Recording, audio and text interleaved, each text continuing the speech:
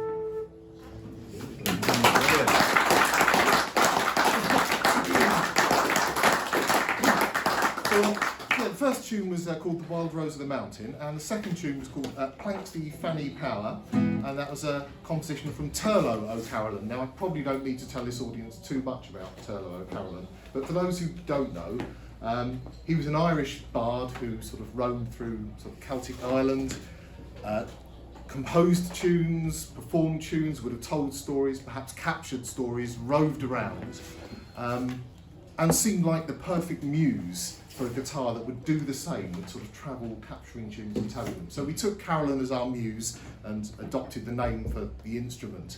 And then I'll talk a bit about the making of the guitar, I guess, as the next step. So we engaged a graphic designer called Liz Gill, and I'll talk more about the kind of importance of the graphics later on, but we gave her this Celtic brief and we said, design us a guitar that is kind of interesting. And I don't know what I expected, but I think I expected a gentle rosette, maybe a logo. You know, if you look at most modern guitars, the aesthetic is very minimalist. The more expensive, the less there is on it, is the usual rule. And she came back with this, and it's a complete and utter statement of something. And we were like this. And we then engaged a guitar maker, a fellow called Nick Perez, and he taught guitar making at the Newark School of Instrument Making, just up the road. There's a traditional instrument making school. And we said to Nick, fancy making this design? And he kind of, his eyes widened and he turned pale. He said, that's a lot of work and it's very unusual. But in the end, he said he'd go with it. And to be fair, he ran with the concept and he also made a very unusual instrument. If you're a guitar player, or even if not, you'll notice it has no traditional sound hole. And it's got a series of small sound holes made and inlaid into and not through the wood, but there's no big round hole. So how do you get into it to repair it? How do you change the battery for the pickup? I mean, there's a whole bunch of questions. So Nick innovated a sound port on the side. Quite a lot of guitars have sound ports. It's a well-known idea because it helps the player listen as well. Gibson have just produced a new range of guitars all with sound ports on the side. Nick's is particularly nice because it has a lovely little cover with magnets on it. It's a really beautiful thing. It just kind of clips in and out. You know, it's really beautiful. So I can get in the guitar and I can listen to it with a slightly different experience. That was the easy bit. Then came the making of it. So all of this inlay stretches the guitar out in lots of ways. It's very challenging to make. So we engaged a bit of computer technology. We had a laser etcher to do a lot of the kind of work on the spruce soundboard and also to cut out all of the inlay that Nick then put in my hand. And what I'm going to hope to do with the trailing wings and a bit of technology is maybe see if I can find us a video. So this is the making of. If you go to the blog, this is about the first 23 posts or something like that. But I've condensed it into a short video for you. So let's see if he's going to play properly for us. Music by Steve Hicks, playing the Carolan guitar, by the way.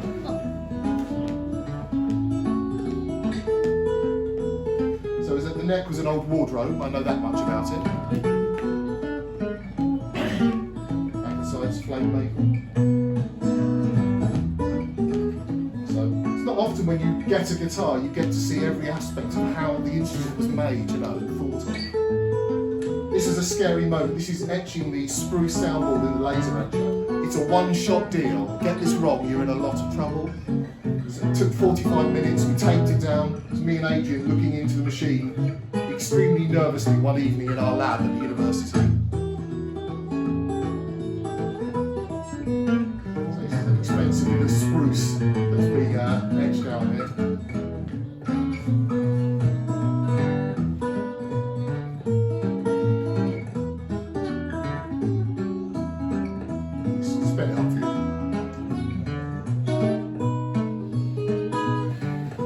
A lot of the middle bits have to be knocked out and replaced with inlay, which is mahogany again. So it's the dark stuff's mahogany and the light stuff's spruce.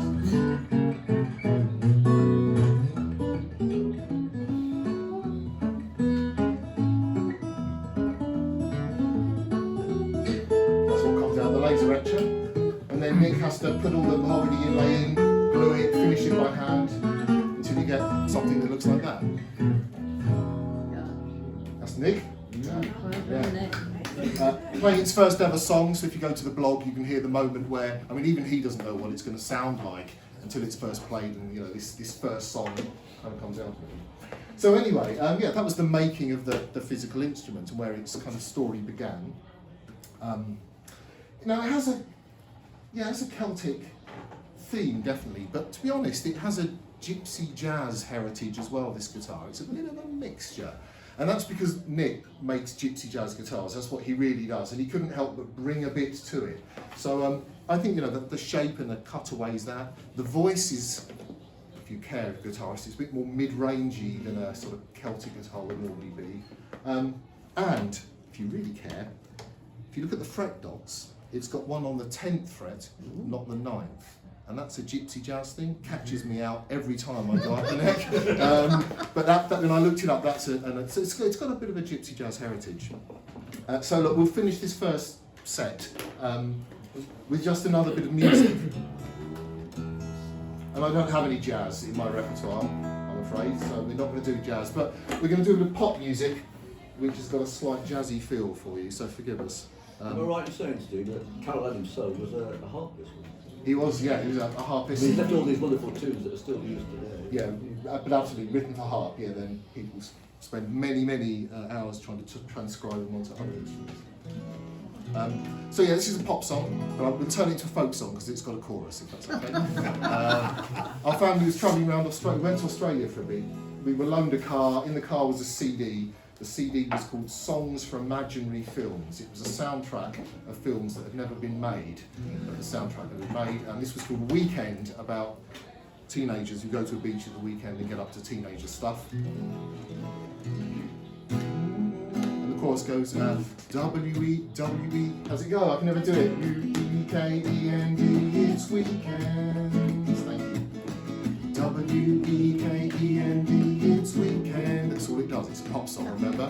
W-E-K-E-N-D, it's weekend.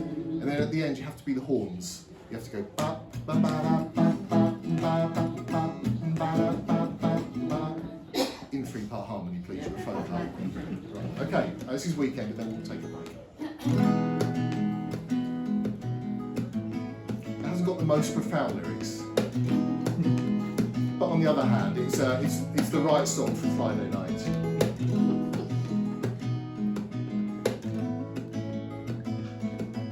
Monday is not a fun day, and Tuesday another blues day. Wednesday's getting better, Thursday doesn't matter, and Friday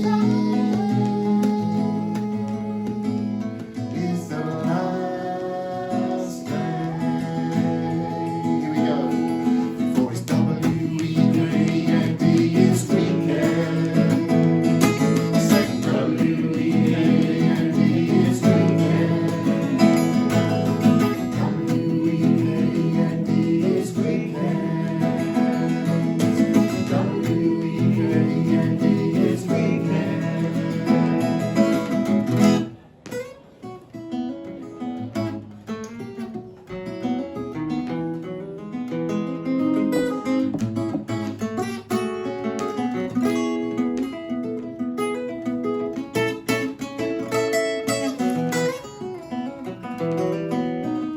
There's definitely some jazz in there. It wasn't meant to be.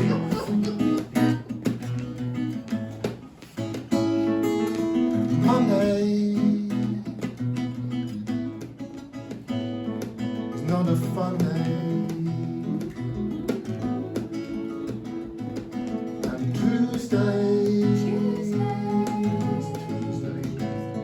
another blues day. Wednesday's getting better, Thursday doesn't matter, and Friday is the last day. For it's W-E-K-E-N-D, it's weekend. I say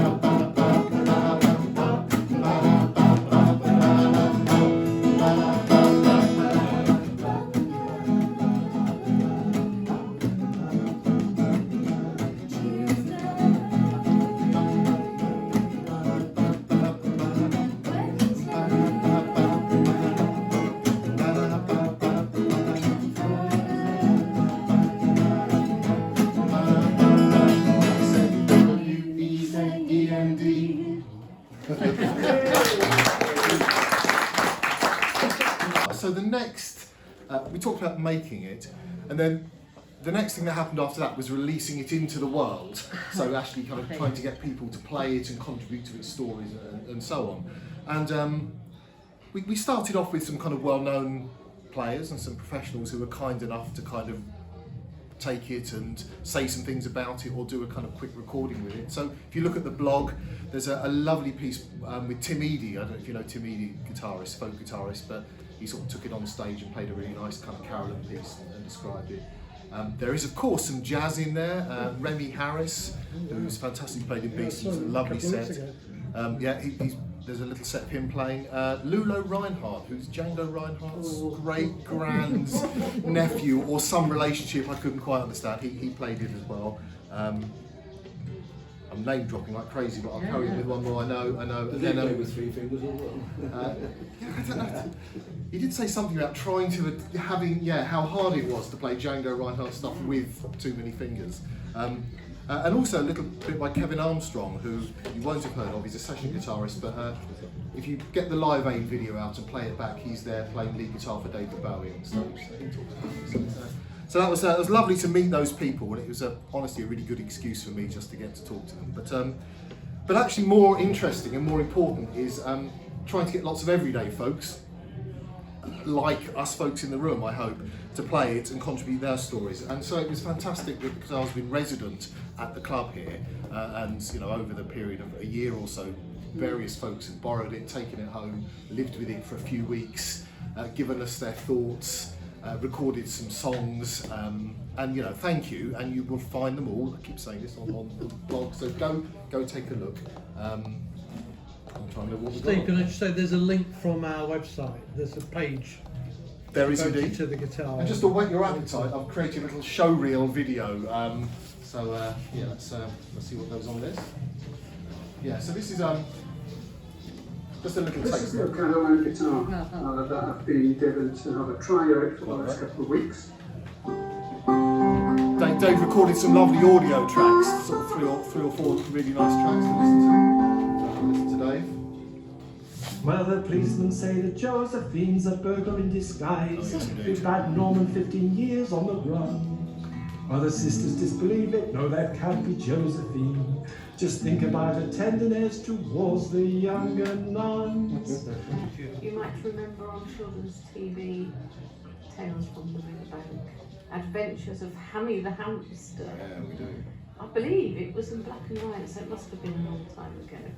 Anyway, I thought I'd play the theme music just for a bit of nostalgia.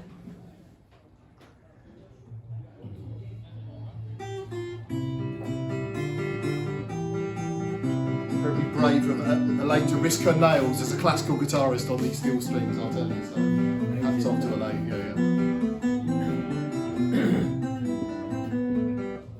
Hey! Fantastic. Yeah, it's lovely. So is this all being archived as well? Yeah, so this is all in Carolyn's story. You find it on its blog, and all part of the guitars. Is it archived as well as on the box? See what I mean? That's a good question. It's not currently archived other than the blog. So the blog is the archive. You're right.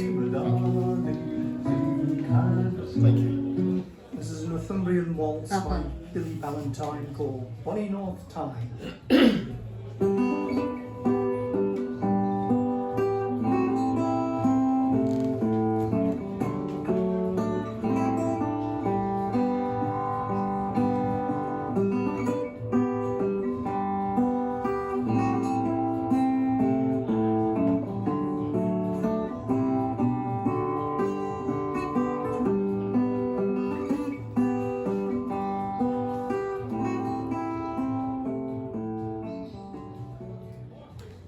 Fantastic. So, we're still open for business as well. So if other people want to borrow it, record some stuff on it, talk to us. You're very welcome. So earlier on, I said think of the Carillon guitar as being in two parts. You know, the physical guitar and then all this material that you know, is kind of building up in this archive. And that is, you know, it is two parts, and some people, lots of people enjoy the guitar without doing stuff with the blog. Quite a few people read the blog without ever encountering the guitar. So, you know, those two things are separate, but I wanted to connect them more. The original concept was to have a guitar that would tell you the story somehow, evoke it. And the more observant among you may have noticed me doing sort of weird stuff with my phone down here in this kind of projected interface. So what's going on? Well, this, the decoration that Liz designed and we talked about before, it's not only decoration, this is also interactive. And if I point it at my phone, you'll notice it's just kind of pulled up the phrase Kaylee time there, because the software on my phone that we call art codes, our lab at university has been developing this for a while, recognises the code. There it says, now it says residency, that's the video I just played you. It's a giant QR code. Exactly, it's like it's like a QR code, in the sense you can take your phone, scan it, and it can take you somewhere. Yeah. There's also some ways that it's not like a QR code, quite a lot. And one of them, of course, is the visual appearance. It doesn't look like a QR code, and you can design art codes to have many different looks, and actually you can learn to draw them yourself. I mean, all of you, the rules are simple, we're about to go through them. The software's free. If you fancy, you could start drawing your own art codes and decorating your own stuff and making it interactive. So yeah, can I find, where did I leave that video? Oh, there it is. So look, here's a really simple video on how to draw your own art code. Just get the gist of it. An art code is a way of drawing a number. Let's see an example. Let's take the number 11244. It's a 5-digit number. I start off by drawing my first digit. It's this enclosed region. Inside it, I put a single free-floating blob That's the to represent the free-floating blob. value 1. You can see it there near the top. You can ignore the other lines because they're attached to the edge of the region. That's just a bit of decoration. Next, I add another couple of digits. Here they are, 2 more enclosed regions. And I put 4 blobs in each to represent the numbers 4 and 4. So I'm just drawing numbers. That's what I'm doing. And then I add 2 more. And inside these, I put 1 and 2 blobs. I can also add lots of extra lines as decoration, as long as they don't create any more regions. And there you have it. I've simply drawn the number 1, 1, 2, 4, 4. Now you can have as many regions as you like if you want longer numbers, or you can have as many blobs as you like if you want higher values. The regions and the blobs can be any shape that you want, and they can appear in any order on the page. And this gives you a huge amount of flexibility for how you turn a number into a drawing. Now a really skilled artist can learn how to hide these numbers within much more complex designs. Here's some lovely wallpaper that we had commissioned, and it's got art codes hidden right the way throughout its many panels.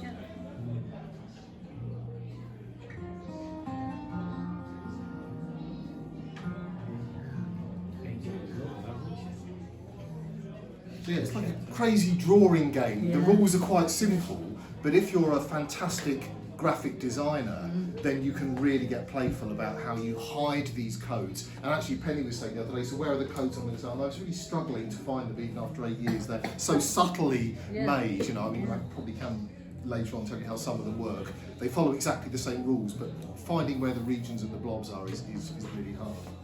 So there is a kind of bit of technology there that enables me to kind of bring up information. And the other way it's not the same as art codes is I can reprogram it to bring up different information at different times. So for this performance I've set it up, in fact for the first half and the second half, to do slightly different things. If I gave it to you, I might make it do something for you that's more kind of personal. You might wonder, people often ask us researchers, what's the point? And we often struggle to answer that question. But I think there are loads of great stories that musical instruments and guitars can tell you. I mean, some of them just add to their value because of the other people who played them. Some of them are about personal meaning. Some of them are about sustainability. I don't know if you know this now, but you if you take an old guitar that's made of an endangered species wood, like sort of Brazilian rosewood, and you bring it into the country, then you should be stopped at the border, and if you've not got the right certification, your instrument will be confiscated and most likely destroyed, a bit like ivory would be. So old guitars should carry certificates of provenance with them. Instruments need to be able to tell people what they're made of and were they made sustainably, or were they made in a time before that was the law. So there are lots and lots of stories. One other, the guitar can sometimes conjure up information about how it was recorded. It's been in several recording sessions and we documented the mics that we used and all that stuff. So, you know, it says if you want to record the instrument with the same sound, here's what to do. Anyway, got couple more uses as well for this information. Often thought about using it for practice. I don't know about you, but I learned to use you quite a bit. And if the instrument could suggest things for me to play along to, that'd be quite nice. And then the other thing is playing with your mates who aren't here. So our final set of tunes tonight is going to be a Beeston Cayley Collective set. We haven't played you for a while, played to you, so we're going to do that. Actually, Phil is here, so you can play along with yourself in some crazy way. Good mind. Or you can just admire yourself. But yeah, as I scan this, it says Cayley time. So we'll finish off with a set of tunes for you from the Beeston Cayley Collective. Well, where have you all gone? I don't like the look of that at all. Yeah, Dusty Windowsill set. Hello, Penny, you're on there already.